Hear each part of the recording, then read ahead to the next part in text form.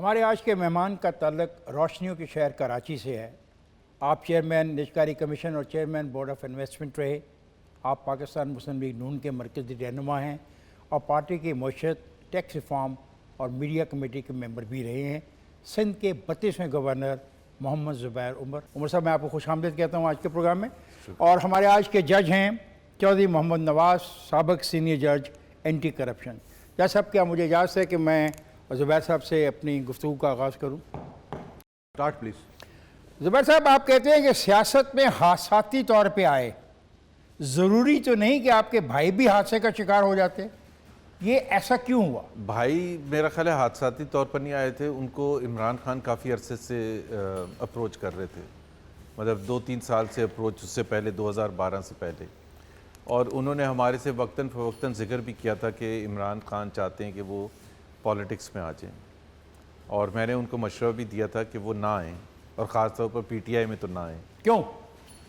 मेरा ख्याल है इमरान खान की जो मुझे उस वक़्त भी और अब पावर में आने के बाद रिकन्फर्म भी हो गया है कि वो एक ड्रीम वर्ल्ड में रहते थे और उनको पाकिस्तान के असल मसाइल का अंदाज़ा नहीं था। ड्रीम वर्ल्ड में रहना कोई बुरी बात तो नहीं? नहीं, ड्रीम वर्ल्ड में रहना बुरी बात नहीं है, लेकिन आप ख्वाबों में रहते हैं तो आप हकीकत से जाते हैं। नहीं, लेकिन अगर आपको सिर्फ ये हो कि ये 2 लोग हैं या 3 लोग हैं जिसकी वजह से पाकिस्तान कि तमाम प्रॉब्लम्स हैं, तो that means we are living in a fool's paradise. मतलब एक तो इमरान खान खुद हो गए, 2 आदमी और कौन है आपके ख्याल में जिनके बारे में उनका ख्याल है? नहीं, उनका ख्याल था कि नवाज शरीफ और जरदारी या बेनज़ीर जो हैं, ये हैं असल मसाइल। अगर ये ना हो, खराबी सारी ये पैदा कर रहे हैं और सारे लूटमार ये कर रहे हैं, और जो लूटमार कर रहे हैं ऐसी सारी खराबी लूटमार पर। ये इमरान की थिंकिंग थी कि जब ये नहीं होंगे और मैं आऊँगा तो वैसे ही सब कुछ ठीक होना शुरू हो जाएगा। सर, आप कितनी दफ़ा इमरान खान से मिले हैं? मैं 3-4 दफ़ा मिला हूँ। तो कैसी रही आपकी मुलाकात उनसे? मेरी मुलाकात मैं आपको बड़े इंटरेस्टिंग बताऊँ। मेरी लास्ट जो मुलाकात थी वो 2013 में जब नून लीग की हुकूमत आ गई थी। मैं बोर्ड ऑफ इन्वेस्टमेंट का चेयरमैन था, इस्लामाबाद एयरपोर्ट पर मैं मौजूद था और तकरीबन 2 घंटे फ़्लाइट लेट हो गई, और नईमुल हक, मैं और इमरान खान बैठे थे वहाँ। और मुझे उस वक़्त एक आप में से तीनों में से कोई भी ज़राअत का माहिर नहीं था? नहीं, कोई भी नहीं था। तो मैंने इमरान से पूछा, क्योंकि केपी में उनकी हुकूमत बन चुकी थी, 4-5 महीने हो गए थे, तो मैंने कहा इमरान कैसा चल रहा है केपी? तो उन्होंने फर्स्ट जवाब ये दिया, उन्होंने कहा ये चल ही नहीं सकती सिस्टम। I said what? उन्होंने कहा जी, जिस मिनिस्टर को, अगर मिनिस्टर्स को फाइल खोलनी ना आए तो वो फैसला क्या करेगा? तो मैंने कहा आपने लगाए ऐसे क्यों है मिनिस्टर? उन्होंने कहा जो इलेक्ट होके आएंगे उनमें से लगाऊंगा। तो मैंने कहा आपने टिकट क्यों दिया था उनको? तो उन्होंने कहा कि मैं टिकट उनको दूंगा जो पॉपुलर हैं। तो मैंने कहा इस हकीकत का आपको पहले नहीं पता था? ये लिमिटेशन का आपको पहले अंदाज़ा नहीं था कि ये पॉलिटिकल सिस्टम में ये मुश्किलात होती हैं? एंड ही सेड कि दैट इज़ वाई, अब ये उस वक़्त की बात कर रहा हूँ, दैट इज़ वाई मैं प्रेसिडेंशियल सिस्टम को सपोर्ट करता हूँ। जैसी वह तब्दीली तुर्की में आई उर्दुगान की वजह से, पाकिस्तान में भी ऐसी कोई तब्दीली इमरान खान की वजह से आ सकती है? कोई चांस नहीं है इस वक्त। तो तब्दीली वो दूसरी तरफ से आ रही है, नेगेटिव जा रही है। ये जो आप बोर्ड ऑफ इन्वेस्टमेंट के चेयरमैन रहे, इस दौरान गैर मुल्की कंपनी आई, उन्होंने यहाँ पे सरमायाकारी की, जो शराइत आप तय करते हैं उनके साथ, उसमें हमें एहसास होता है एक आम आदमी को कि आप मुल्क को बेच रहे हैं। आप इस मुल्क को एक ईस्ट इंडिया कंपनी की तरह ट्रीट करते हैं। आप उनको इजाज़त देते हैं कि जितनी भी आपका मुनाफा है वो डॉलर्स में ले जाएं। उन पर कोई रेगुलेटरी अथॉरिटीज़ का इतलाक नहीं होता। क्या ये दुरुस्त है? नहीं, बिल्कुल दुरुस्त नहीं है। देखिए, 2 चीज़ें, एक तो ये होता है कि इकनॉमिक स्टेज की मुख्तलिफ स्टेजेस होते हैं इकॉनमी की। कितनी ख़राब है इकॉनमी तो आपकी डेस्परेशन ज़्यादा होगी इन्वेस्टमेंट के लिए, अगर आपकी अच्छी है तो आपकी डेस्परेशन कम होगी, और शराइत उसी के हवाले से तय। आपकी डेस्परेशन कितनी थी?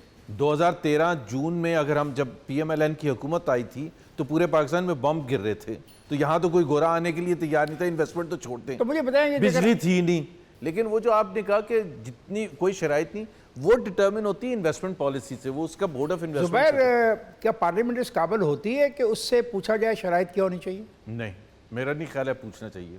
पार्लियामेंट से नहीं पूछना चाहिए? तो फिर पार्लियामेंट का फैसला फ़ायदा क्या? फिर तो इमरान सही कहता है यहाँ पे प्रेसिडेंशियल फॉर्म ऑफ गवर्नमेंट होना चाहिए। नहीं, देखिए, पार्लियामेंट में सिलेक्ट कमेटीज़ होती हैं, जिस तरह फाइनेंस कमेटी है, कमेटी।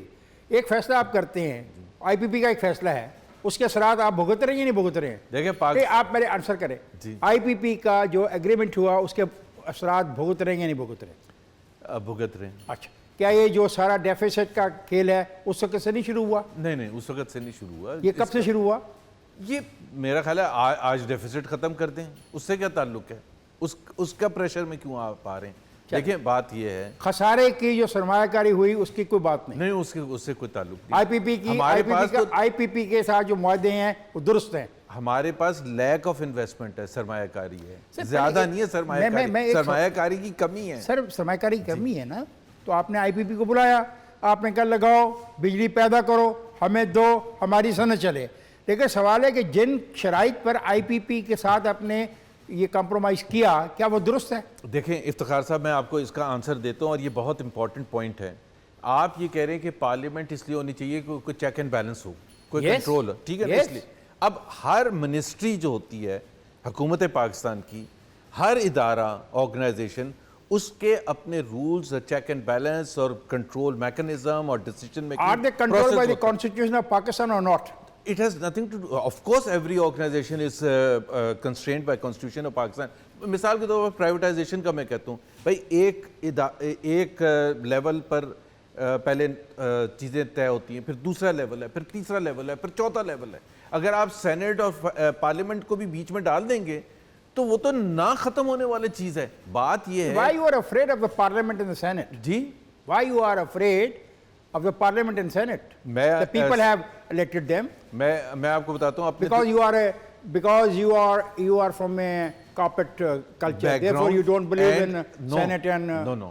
मैं जब मैं नया गया था इस्लामाबाद तो सेनेट कमेटीज वगैरह ने बुलाना शुरू किया और उन्होंने कहा कि जी सेनेट और नेशनल असेंबली कमेटीज से अप्रूवल लेना ज़रूरी है। और हमारी तकरीबन 10 सिटिंग्स हुई। उन्होंने लास्ट में ये कहा कि आप कुछ तो कंसीड करें। मैंने कहा मैं एक चीज़ भी नहीं कंसीड करूंगा। Why I will not? मैं सरमायादारों के माल की तहफ़्फ़ुज़ करूंगा। इफ्तिखार साहब, पाकिस्तान जो है सरमायादारी के लिए, सरमायाकारों के लिए कम्पीट कर रहा है दूसरे ममालिक के साथ, श्रीलंका के साथ, इंडिया के साथ, बांग्लादेश। एक चाइनीज़ कंपनी है, जर्मन कंपनी, उनके पास वो पैसा है और वो इक्विपमेंट है, वो कहीं भी लेके जा सकते हैं। मुझे फ्लेक्सिबल एक स्टेप एक्स्ट्रा देना है। Let's go to the next point. You have been in charge of this privatization commission. Steel mill को आप पांव पे खड़ा नहीं कर सके और ना ही आप उसको डिस्पोज ऑफ कर सके। मुनाफा दे रही थी जब आपके पास थी, अब क्या यहाँ पे क्या हुआ? पहली बात तो ये है कि जब हमारे पास आई थी तो मुनाफा नहीं दे रही थी, दे रही थी? नहीं, 2013 में बंद पड़ी थी। 2008 से पहले वो जब मुशर्रफ का दौर था उस वक्त मुनाफा दे रही थी। 2013 में वो बंद पड़ी थी जब हमने लिया था और मैंने उसको रिवाइव करने के लिए और प्राइवेटाइज करने का मेरे पास मैंडेट था और हमने उसको उसी प्रोसेस को शुरू किया और हमने एक 18 बिलियन रुपए का एक स्पेशल पैकेज ईसीसी से लिया और उसकी लॉजिक ये थी कि जब तक इसको पाँव पर खड़ा नहीं किया जाएगा तो इसको खरीदने कौन आएगा। बहरहाल हम उस पोजीशन में आ गए थे और उसको जो किस पोजीशन में आ गए थे आप? इस पोजीशन में आ गए थे कि वो अप एंड रनिंग हो गई, ठीक है, और नॉट 100%, वो क्यों नहीं कर पाए? 44-45% कैपेसिटी पर चल रही। हमारे पास दो ऑप्शंस थे, एक लॉन्ग लीज का था, लॉन्ग टर्म लीज का था, और एक बेचने का था।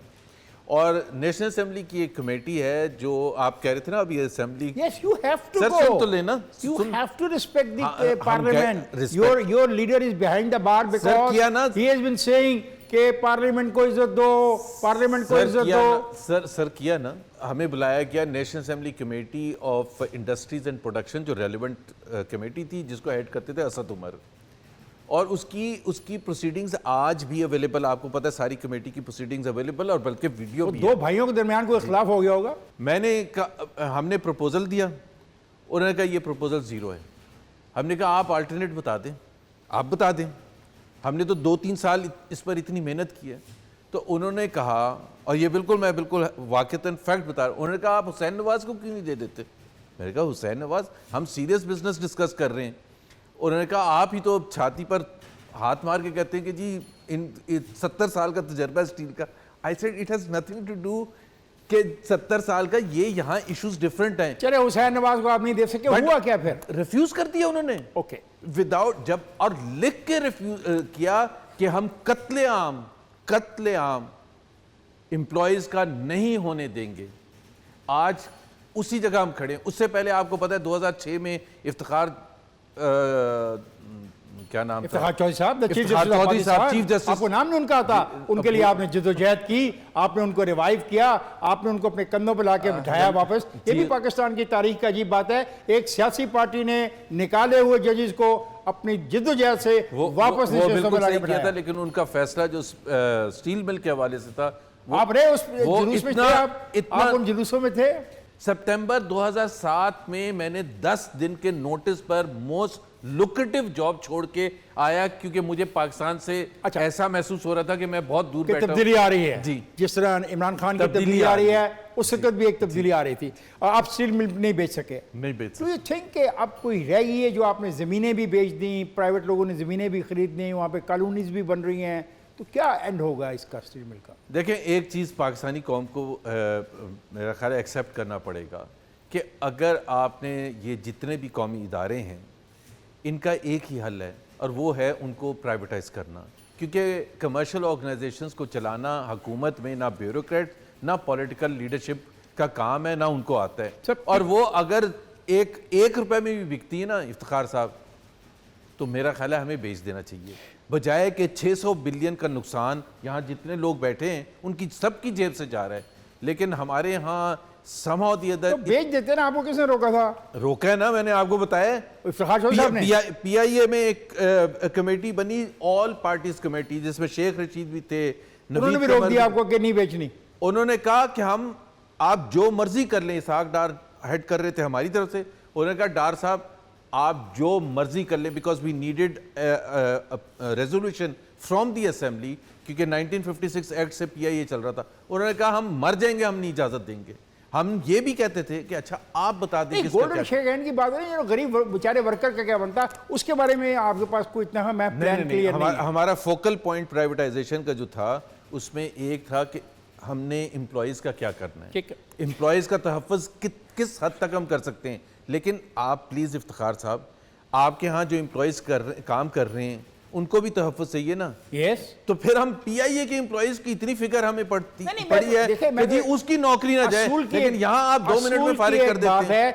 मुझे अपने PTCL आपने दे दिया सराद को, जी क्यों दिया? बेस्ट डील थी उस वक्त, पैसे अभी तक नहीं आए। $2.6 बिलियन का बेचा था, हाँ। जिसमें से $1.8 बिलियन आ गए थे, हाँ। और 800 बिलियन नहीं आए, $800 मिलियन नहीं आए। देखिए बिल्डिंगें मौजूद हैं, सिस्टम मौजूद था, हर एक चीज मौजूद थी, किसी को खुश करना था ले जाओ। नहीं, खुश नहीं करना था, ऐसा नहीं था। और क्या? सबसे हाईएस्ट बिड आई एतिसलात से $2.6 बिलियन की। तो पैसे क्यों नहीं अभी तक लिए? सर सुन लें, सेकंड हाईएस्ट बिड आई थी $1.6 बिलियन।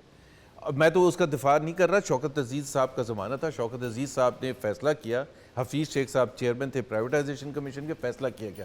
गलती क्या की थी मैं बता देता हूँ। गलती ये की थी कि 3000 से ज़्यादा PTCL के जो लोकेशंस थी उसको ट्रांसफ़र नहीं कर सकते थे, बिकॉज वो PTCL के नाम पर ही नहीं थे। तो ज़ाहिर है एतिसलात ने कहा कि हम पैसे रोकेंगे, जब आप ट्रांसफ़र कर लेंगे तो हम पैसे देंगे। 2008 जनवरी तक वो करना था सिलसिला कंप्लीट। 2008 जनवरी तक हमने एक भी लोकेशन ट्रांसफ़र नहीं की थी, तो उसकी वजह से आज अभी तक पड़ा हुआ है। और अब तो मेरा ख्याल है ये हुकूमत जो प्रेसिडेंट हुकूमत है, ये हमें ये कहती थी कि हम इसलिए नहीं लेते कि क्योंकि इसहाक डार साहब का कारोबार है दुबई में। मुमकिन है, सही तो कहते अब तो नहीं है ना इसहाक डार साहब, हाँ। अब ले लें जाके।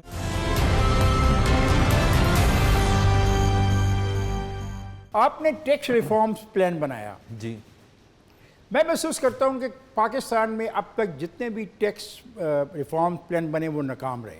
इसकी वजह क्या है? हमारे वाला तो नाकाम नहीं था। कितना पैसा कमाया आपने? देखिए उसका वो कहते हैं ना, the test of the pudding is in its eating. सबसे ज़्यादा जो महसूस करने की बात है, पाकिस्तान की तारीख में कोई 5 साल का पीरियड ऐसा नहीं है जिसमें टैक्स कलेक्शन डबल हुई हो। हमारे ज़माने में डबल हुई थी। और इफ्तिखार साहब मैं 1 सेकंड कंप्लीट कर लूँ, 4 साल 20% पर एनम ग्रो किया, सबसे कम ग्रो किया 13%। उसके मुकाबले में आज 8 महीने में स्लोएस्ट रेवेन्यू ग्रोथ है 20 साल में, 2.5% ग्रोथ है compare to 20% year on year हम 5 साल तक करते रहे। अच्छा, ये रिफॉर्म तो हमने तो डबल कर दिया था। ये टैक्स रिफॉर्म्स हैं जी, क्या आप नहीं समझते कि ये एक फलूदे वाले से भी लेनी चाहिए, जो रोज़ की सेल जिसकी 30 लाख 40 लाख हो, 50 लाख हो? सबसे ये खताइयों वाले से भी लेने चाहिए जिसकी रोज की सेल 70 लाख हो। नहीं देते हाँ, ये आप ही कह रहे हैं। अगर ये हालात इतने अच्छे हैं तो फिर अब तबाही क्यों है? फिर आप क्यों हमारे पर टैक्स लगाते हैं? क्यों बिजली के बिल इतने महंगे देते हैं? क्यों गैस में हमारी ज़िबा करते हैं हमें? अगर आपके पास इतना पैसा आता था, आपका अगर कलेक्शन का निज़ाम इतना अच्छा है, तो FBR के जो मुलाजमीन हैं इनके प्लॉट्स बार कैसे हैं? इनके घर बार कैसे बनते हैं? आप सही कह रहे हैं। टैक्स का निज़ाम हमारे यहाँ बहुत ही अभी तक ख़राब है और वो उसकी बहुत सी वजूहात हैं। और पाकिस्तान में अगर सबसे नंबर 1 सीरियस चैलेंज है इस वक्त, तो टैक्स के निज़ाम को ठीक करना है। क्योंकि पाकिस्तान में जो टैक्स टू GDP रेशो है, जो कंपैरिजन जिसका किया जा सकता है हिंदुस्तान से, श्रीलंका से, बांग्लादेश से, तो one of the lowest in the world है। और वो मेरा ख्याल है एक एक्सेप्टेबल चीज़ नहीं होनी चाहिए। लेकिन यहाँ मसला जो है इफ्तिखार साहब, सिर्फ ये नहीं है, विल का नहीं है, निज़ाम का नहीं है, एक कल्चर का भी है। हम सब कल्चर इसलिए कि सारा जो वोटर है, जो सारा दुकानदार है, वो पाकिस्तान मुस्लिम लीग नून के साथ है, और जिस वक्त उसको कहा जाता है टैक्स दो, वो शटर नीचे गिराता है और मरी चला जाता है। और आप काम के रह जाते हैं कि ये क्या हुआ। आपको पता है कि वो जो हमारा वोट बैंक, आपने बिल्कुल सही कहा, स्मॉल ट्रेडर के ख़िलाफ़ हमने सबसे ज़्यादा कतगन लगाया। पहली दफ़ा तारीख़ में हमने जो फाइलर और नॉन फाइलर का डिफरेंस किया वो हमने किया, 5 साल तक बरकरार रखा। ये तो हुकूमत ने आते ही कहा कि नॉन फाइलर कार भी खरीद सकता है, ज़मीन भी खरीद सकता है। लेकिन आपसे मैं असूली तौर पर एग्री करता हूँ कि पाकिस्तान में टैक्स का निज़ाम जो है बहुत वीक है और इसको बहुत ज़्यादा इम्प्रूव होने की ज़रूरत है। आपने कहा कि 2018 में इलेक्शन एक मखसूस पार्टी को जितवाने के लिए बहुत सारे फैसले किए गए। ये इल्ज़ाम तो आप पर भी थे 2013 में। नहीं, 2013 में हमारे पर इल्ज़ामात थे इफ्तिखार साहब। एक कॉमन सेंस भी कोई चीज़ होती है। 186 सीटें एक पार्टी की और 32 सीटें दूसरी पार्टी की। 55 सीटों में 1 लाख से ज़्यादा का डिफरेंस है। 25 से ज़्यादा सीटों में PTI हिस्सा ही नहीं ले रही थी। तो कंपैरिजन क्या था? अगर 2-2 हज़ार का, 4-4 हज़ार का फर्क होता। तरीकाकार क्या था फ्रॉड का? तरीकाकार क्या था फ्रॉड का? आप मुझे ज़रा बताएं। You have been a governor ji, और आपके पास इंफॉर्मेशन ज़्यादा अच्छी होगी, खुफिया होगी। कैसे किया ये सारा खेल? 2018 की बात करें, 2018 कैसे किया? अच्छा, ईमानदारी से बताइए। नहीं, अब देखें, एक तो मैं आपको 2013 का ये बताता हूँ। पहले मैं छोड़ें, उसको छोड़ें। नहीं, मैं उसको इंटरेस्टेड ही नहीं हूँ। जी। 2018 में आपको किस तरह शिकस्त हुई? देखें, 2018 में एक तो पाकिस्तान में एक हवा चलती है और उसके तहत फिर कैंडिडेट्स को चेंज कराया जाता है। चेंज कराया जाता है? जी, कौन करवाता है? मुझे नहीं पता। आपको नहीं पता? तो मैं तो वहाँ से चल के आपके पास आया हूँ आपसे पूछने। आप तो इतनी खामोशी से ऐसे पूछ रहे हैं कि ये हम ऑफ एयर बात कर रहे हैं। इससे हुआ क्या? इससे किसने चेंज करवाया? इससे कतई नज़र कि किसने कराया। क्यों सर, क्यों कतई नज़र? बिल्कुल कतई। This is a very basic question sir. Because there are certain things जो हम मीडिया पर बात कर सकते हैं और बहुत सी चीज़ें हम मीडिया पर बात नहीं कर सकते। चलें जी, मान ली आपकी एक बात। दूसरा ये है कि मियां नवाज शरीफ और मरियम नवाज को उस तरह से पार्टिसिपेट वो कर ही नहीं सके इलेक्टोरल प्रोसेस में। मियां नवाज शरीफ तो वैसे ही लीडर थे, तो उनका ये कहना कि वो उनके ही नाम पर वोट थे। और जुलाई की 10 तारीख को उनको जेल में बंद कर दिया गया। मरियम नवाज एक इमर्जिंग लीडर थी जो कि जहाँ जहाँ जा रही थी उनको पजीराई मिल रही थी। तीसरी बात, हमारे बहुत से लोग थे जिस तरह तलाल चौधरी, जिस तरह दानियाल अजीज, जिस तरह हनीफ अब्बासी, ये जो सारे बाहर खड़े होके बोलते रहे, जो भी है, डिस्क्वालीफाई कर दिया क्या निहाल? मतलब एक कैसे डिस्क्वालीफाई कर दिया? या कुछ जुर्म किया होगा तो डिस्क्वालीफाई हुए। बड़ा इंटरेस्टिंग है कि 21 तारीख की रात 11 बजे कोर्ट लगा हुआ है। जज साहब बैठे हुए ना, एक हैरानी की बात, इफ्तिखार चौधरी ने भी तो रातों को कोर्ट लगाए। इफ्तिखार चौधरी साहब ने तो कोर्ट लगाया, आए और आके सब जजेस को बुलाया, और आप तो उनके सपोर्टर थे। इफ्तिखार चौधरी ने जब सब जजेस को बुलाया था तो उस वक्त वो 3 नवंबर का शायद आप जिक्र कर रहे हैं कि उससे पहले वो एक डिफरेंट जज रात को ले, जज तो रात को आते हैं। आज अगर इंडिया में चीफ जस्टिस को महसूस हो कि स्टेट ऑफ इमरजेंसी लगा रहे हैं जो कि कानून में नहीं है, तो वो चीफ जस्टिस अगर बुलाएगा ब्रदर जजेस को तो वो किसी मकसद से बुलाएगा। जज साहब को ये लेकिन हनीफ अब्बासी का केस पता नहीं 6-7 साल से चल रहा है। 21 जुलाई के रात को 11:30 बजे फैसला आता है कि NA 60 था शायद, 270 PMLN का कैंडिडेट नहीं होगा। ऐसी 272 सीटें होती हैं, इनमें से कितनी ऐसी सीटें जिनका आप हवाला मुझे दे सकते हैं? मैं तो सिर्फ आपको ये बता रहा हूँ कि पाकिस्तान की तारीख में ये पहली दफ़ा हुआ था कि डिस्क्वालिफिकेशन आफ्टर डिस्क्वालिफिकेशन। फिर होता क्या है, सुन ले जुबैर साहब, मुझे सुन ले, how many people जब were आप disqualified? जब आप दानियाल अजीज को डिस्क्वालीफाई करते sir, how many people were disqualified out of 272? हैं, जवाब दे रहा हूँ। ये प्लीज।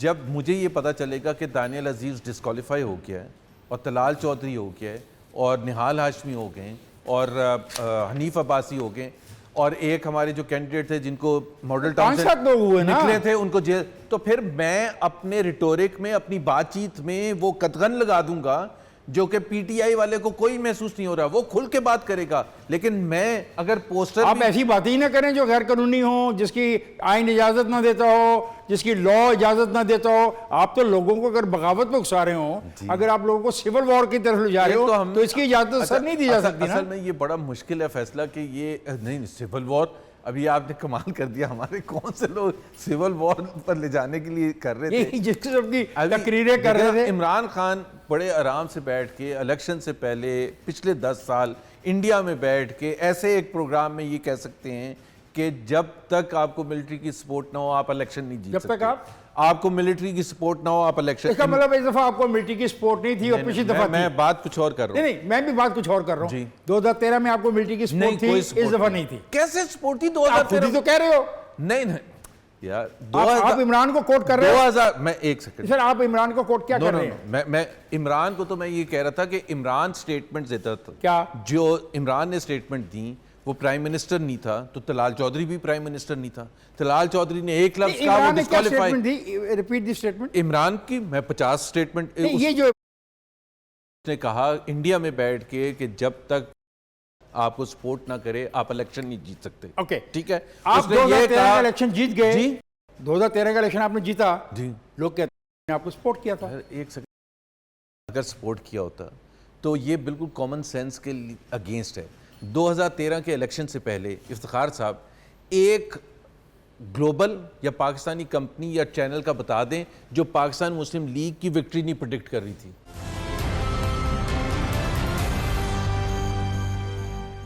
मीडिया से बात करते हुए आपने कहा था कि इलेक्शन कमीशन के अमले की जिम्मेदारी है कि वोटों की गिनती करें, ना कि किसी मखसूस अदारे की वहाँ बैठ कर गिनती करें और ये डिक्टेट करें कि रिजल्ट कैसे बनाया जाएगा। आपका इशारा किस तरफ था? देखिए, शिकायतें जब इलेक्शन हुआ था 25 जुलाई को, तो बहुत से हमारे जो कैंडिडेट्स है ऑल अक्रॉस पाकिस्तान, सिर्फ एक जगह नहीं, कराची, लिया, फैसलाबाद, पिंडी, और उसमें हमारे जो पोलिंग एजेंट्स थे उनको बाहर निकाल दिया गया था और काउंटिंग हो रही थी। ठीक है। तो इलेक्शन किसकी 78,000 पोलिंग स्टेशन में ऐसा कितने पोलिंग स्टेशनों में आपके साथ हुआ? वो बात नहीं है, पहले तो प्रिंसिपल की बात कर रहा हूँ मैं। वो रिस्पॉन्सिबिलिटी किसकी थी? ईयू की, इलेक्शन कमीशन की थी। ईयू की जो बिल्कुल इलेक्शन कमीशन की थी। सुन लें, यूरोपियन यूनियन की जो टीम आई थी उन्होंने जो रिपोर्ट दी, उन्होंने कहा in most cases the polling stations were not in the control of election commission. ये एक स्टेटमेंट है। ये हैरान कुन स्टेटमेंट है या नहीं है? No, it was under the control of the army. Army was No, there. but Army was there. Everybody knew कि army is there. Army was there only for security reason. Control election नहीं, ये commission तो का ही आप होना आपने था। लफ्ज़ कंट्रोल की, दोनों में बहुत कंट्रोल फर्क की है। कॉनोटेशन है ना। ये जज साहब कंट्रोल की कॉनोटेशन क्या करते हैं, आप क्या करते हैं, मैं क्या करता हूँ, ये तो नई डिबेट है ना। नहीं, ये बिल्कुल नहीं डिबेट नहीं है। इलेक्शन हो रहा है तो इलेक्शन कमीशन की रिस्पॉन्सिबिलिटी है ओनरशिप लेने की। मुझे एक बात समझ नहीं आती है, आपने एक बयान दिया और ये प्रोग्राम है कामरान शाहिद के साथ, दुनिया न्यूज़, 13 अप्रैल 2017। अदलिया आज़ाद न होती तो मुस्लिम लीग नून की हुकूमत के लिए बहुत सारी मुश्किलात न हो। आपने खुद अदलिया आज़ाद करवाई, तो आप अदलिया की आज़ादी के मुखालिफ भी नहीं, अभी आप कहते हैं कि आपने जुलूसों में हिस्सा भी ले दिया, तो फिर आप ये क्या कहना चाह रहे हैं? बिल्कुल, मैं आपको बता देता हूँ। आपको भी पता है हमारी तरह बहुत से और भी लाखों पाकिस्तानी थे जिनकी उम्मीदें थीं, और आपको याद है एतजाज़ अहसन साहब भी उसमें शामिल थे एज आ मेन स्ट्रीम लीडर, जो वो बड़ी माँ होती है। जी माँ होती है, लेकिन वो माँ होती है वाले वो 99% लोगों को उनकी ड्रीम्स शटर हो गई थी जब इफ्तिखार चौधरी साहब आए और जिस किस्म के उन्होंने फ़ैसले सुनाने शुरू किए, जिस तरह से उन्होंने एग्जेक्टिव को इनक्रोच करना शुरू किया, तो जाहिर सी बात है उम्मीदें एक चीज़ थी और रियलिटी बिल्कुल मुख्तलिफ थी इफ्तिखार चौधरी साहब के हवाले से। अच्छा ज़ुबैर साहब, ये क्या हकीकत नहीं है कि जब हम गर्दिशी कर्ज़े मुस्लिम लीग की हुकूमत की गलत पॉलिसियों की बिना पर साफ ज़ाहिर लिए गए, क्योंकि एक दफ़ा कर्ज़ा ले लिया जाए तो फिर उस कर्ज़ उतारने को कर्ज़ा लेना पड़ता है, यही हम देख रहे हैं। कहा यह जा रहा है कि इसहाक डार साहब ने ये जानबूझ के किया और उनकी टीम ने, ताकि आने वाली जो भी हुकूमत हो वो हुकूमत चला ही ना सके। Is it a fact? नहीं, क्यों करेंगे वो ऐसे? भाई गर्दिशी कर्जे अगर हमारी वजह से आगे बढ़ रहे थे तो आज ख़त्म कर दें। इस वक्त गर्दिशी कर्जा मैं आपको बता दूं 7.5 बिलियन रुपए पर डे हमारे ज़माने में था, अब इस वक्त 15 बिलियन रुपए पर डे की हिसाब से। जब आप कर्ज ज्यादा लेते जाएंगे तो कर्जा की अदायगी भी तो बढ़ती जाएगी ना साहब। ये पीटीआई ने एक नई नैरेटिव शो किया है। दुनिया में कोई हुकूमत नहीं है जिसको क्लीन स्लेट मिलता है। पहले तो ऑनेस्ट, चाहे वो यूनाइटेड स्टेट्स ऑफ अमेरिका हो, आपको चैलेंजेस भी मिलते हैं और कुछ अच्छी चीजें मिलती हैं। देखिए सर, इतने गर्दिशी कर्जे तो नहीं मिलते कि वो बेचारे दे ही ना पाए। नहीं, दे ही ना पाए तो ठीक कर लेना। तो कर रहे हैं, कोशिश कर रहे हैं, तो फिर बढ़ क्यों जा रहे हैं, सऊदी अरब जा रहे हैं, चाइना जा रहे हैं, गर्दिशी कर्जों से कोई ताल्लुक नहीं है। गर्दिशी कर्जे क्यों होंगे? गर्दिशी कर्जे इसलिए होंगे कि लॉसेज होंगे, लाइन लॉसेज होगी, कलेक्शन में आपने भी लाइन लॉसेज कम नहीं किए, मैनेजमेंट आपने भी कम नहीं किए, इनसे आधे किए ना। ये ठीक कर लें आके। भाई अगर हम थे रिस्पॉन्सिबल तो आप ठीक कर लेते ना। हर महीने बढ़ते चले जा रहे हैं। या तो ये है ना कि जुलाई में आप कहें कि जी अभी तो हम आए हैं, या नवंबर में कहें। एक तो मुझे पीटीआई वालों के साथ हाथ जोड़ के ये पूछ रहे हैं कि भाई आपकी रिस्पॉन्सिबिलिटी शुरू कब से होगी? गर्दिशी कर्जों जिस दिन वो महसूस करें, जिस दिन वो तो 5 साल गुजर जाएंगे। 5 साल तो खैर उनको मिलने भी नहीं क्या है। मतलब मिलने नहीं? वो जिस स्पीड से जा रहे हैं, साक्षी थ्योरी की बात कर रहे हैं? किसी नहीं, कोई थ्योरी नहीं। ये पहली हुकूमत है, ये पहली हुकूमत। आप मुझे एक चीज़ बताएं कि आपका बहुत मुशाहिदा है, मेरा नहीं ख्याल है इतना अच्छा बिहेवियर किसी भी ऑपोजिशन का हो। पार्लियामेंट्री सियासत, talk shows, articles, media interaction, यही हम कर रहे हैं ना, और क्या कर रहे हैं? हालत आप ये अपने भाई को कहते हो असद उमर को कारकर्दगी की बिना पे 10 में से सिर्फ 3.5 नंबर में दे सकता हूँ, वो नाकाम हो गए हैं। उनकी में सलाहियत की कमी है, प्लानिंग की कमी है? एक तो वो बिल्कुल तैयारी नहीं थी उनकी। और मैं आपको एक चीज़ की वजाहत करता हूँ, असद उमर की परफॉर्मेंस ये बिल्कुल उसी तरह से क्रिकेट टीम में कप्तान के साथ 10 खिलाड़ी भी अच्छे होने चाहिए ना। आप अपने भाई को 3.5 नंबर दे रहे हो? 10 भाई को नहीं दे रहा था, मैं पूरी हुकूमत की इकोनॉमिक पॉलिसी पर दे रहा था, उनकी मैनेजमेंट पर दे रहा था। मैं स्पेसिफिकली अपने भाई को नहीं दे रहा था। भाई तो एक कप्तान है, उसके पीछे जो इमरान खान ने टीम बना के दी है उनको। आप मुझे एक चीज बताएं, गंडापुर मिनिस्टर हैं? यस जी। मुराद सईद मिनिस्टर हैं? काबीना जो होती है उसका कलेक्टिव रिस्पॉन्सिबिलिटी होती है, कलेक्टिव परफॉर्मेंस होती है, जो आपको हर शोबे में नजर आएगी। इसहाक डार के वक्त भी आपकी परफॉर्मेंस कलेक्टिव थी, जो हमें इनसे तो बहुत ज्यादा अच्छी थी। और हम नहीं कह रहे, हमारी परफॉर्मेंस की गवाही कौन देता था? जो इंटरनेशनल इदारे हैं, रेटिंग एजेंसीज हैं, जो पूरी दुनिया पर नजर रखते हैं, मूडीज है, स्टैंडर्ड एंड पुअर है। हमारे जमाने में इंप्रूव हो रही थी रेटिंग्स, इनके ज़माने में गिरनी शुरू हो गई है। अच्छा, मुझे ये बताएं कि सी पैक की जो पॉलिसी है, इस पे कुछ फ़ायदा होगा इमरान खान की गवर्नमेंट को या नहीं? बहुत ज़्यादा फ़ायदा होगा। एक प्लेट में रख के आपको इतना बड़ा एक तोहफा दिया हमने, जो पाकिस्तान की तारीख में सबसे बड़ा इन्वेस्टमेंट एक प्रोजेक्ट है, $60 बिलियन तक का, और जिसकी वजह से आज पूरे पाकिस्तान में बिजली है। 1100 मेगावाट, 11,000 मेगावाट की बिजली ऐड हो चुकी है। 1700 kilometre of motorways and highways add हो चुके हैं। गवादर पोर्ट अपग्रेड हो चुका है। साहब, आप कहते हैं कि आपने एक के सिवा। अच्छा, आप कौन है पानी के बिजली के वजीर?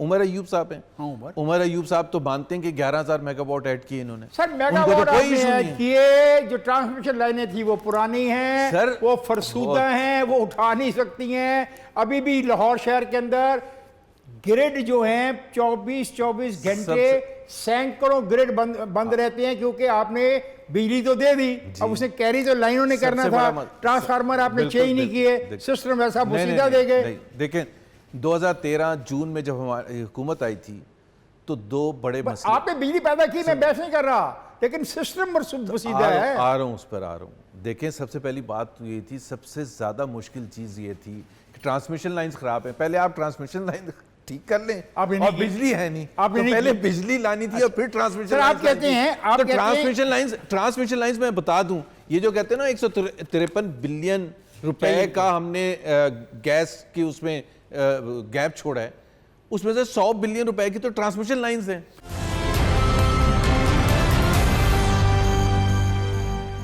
आपके ख्याल में हुकूमत पंजाब कौन चला रहा है? हुकूमत पंजाब कोई भी नहीं चला रहा, वैक्यूम है। इमरान खान साहब चलाने की कोशिश कर रहे हैं, 3-4 और खिलाड़ी हैं, जहांगीर तरीन है, बाकी ये उस्मान बुज़दार तो बेचारे वो चलाना चाहें भी, फिर आपके गवर्नर साहब हैं। सर क्या वजह है कि नेशनल एक्शन प्लान बनाया गया और इस हद तक आपने नाकामी का इजहार किया आपकी गवर्नमेंट ने कि FATF वाले हम पर शदीद बरम हुए और अब हमने चंद दिन पहले एक नई लिस्ट जारी कर दी कि हाँ हम इनको पकड़ेंगे? क्या वजह थी, क्या दबाव था, क्या उस पर अमल नहीं कर पाए? देखें, आपको पता है, शायद पता हो और ज़रूर पता होगा कि बहुत सी चीज़ें थी जो हमारा एक मौक़िफ़ था कि हमें जो एक्सट्रीमिस्ट ग्रुप्स हैं पाकिस्तान के अंदर और जिसका जिक्र FATF देर क्यों कर पाए, मतलब आप क्यों नहीं काबू कर पाए?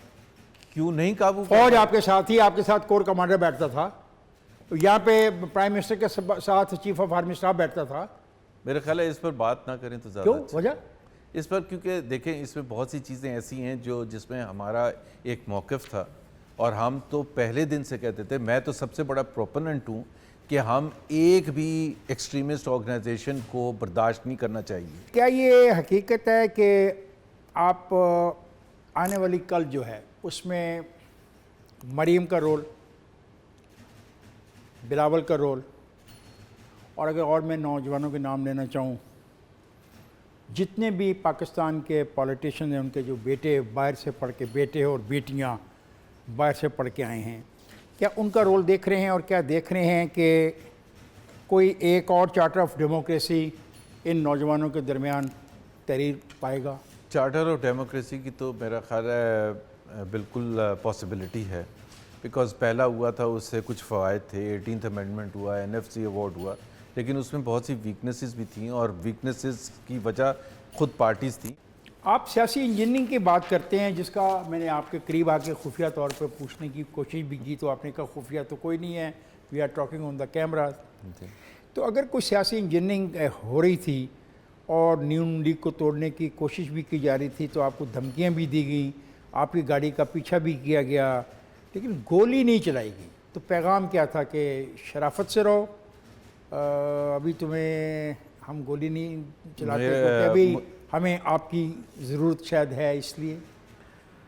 मेरा ख्याल ये है कि कुछ चीज़ें आपने जिक्र किया, कुछ चीज़ों का आपको पता नहीं है, बिल्कुल ऐसे ही पैगाम था, लेकिन मैं बिल्कुल क्लियर हूँ। मैं समझता हूँ कि अगर मैं बहुत अच्छा इंसान नहीं हूँ और बहुत अच्छा पॉलिटिशियन नहीं हूँ, लेकिन अगर मेरे जैसे लोग भी बर्दाश्त नहीं हैं पॉलिटिक्स में, तो पाकिस्तान के लिए ये अफसोसनाक बात होगी कि अगर हमें डरा धमका के हमें फेज़ आउट कर दिया जाए। बेहतरीन वज़ीर ख़ुज़ाना इसाक डार या असद उमर? इसाक डार। नेक्स्ट इलेक्शन कब है?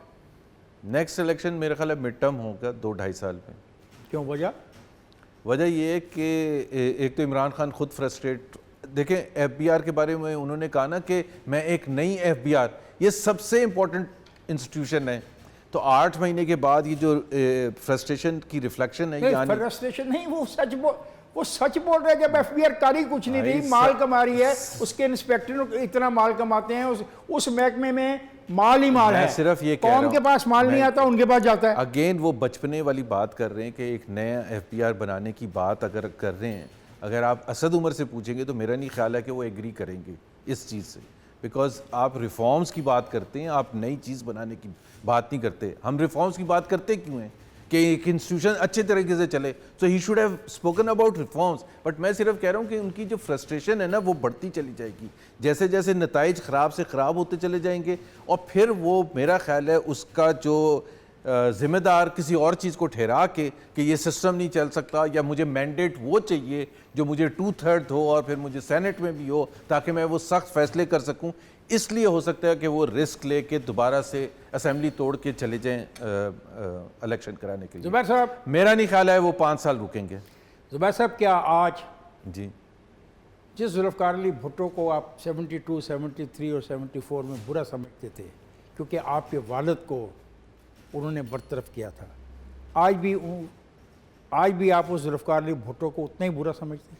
देखिए, जुल्फ़िकार अली भुट्टो को तो मैं एक one of the great leaders of Pakistan मानता हूँ, और उनका कत्ल किया गया ये भी मैं कहता हूँ, और ओपनली और बरमला कहता हूँ, और उन्होंने पाकिस्तान को कॉन्स्टिट्यूशन दिया, so he has great contribution to this country.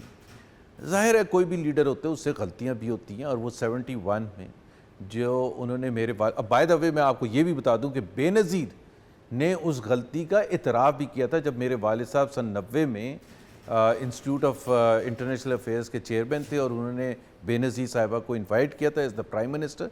तो बेनज़ीर ने बिल्कुल ये एग्री किया कि आई थिंक वो उस लपेट में आ गए थे कि ये सारे जर्नैलों को फारिग करना है। मेरे वालिद साहब का ना इधर कोई ताल्लुक था ना उधर कोई ताल्लुक था।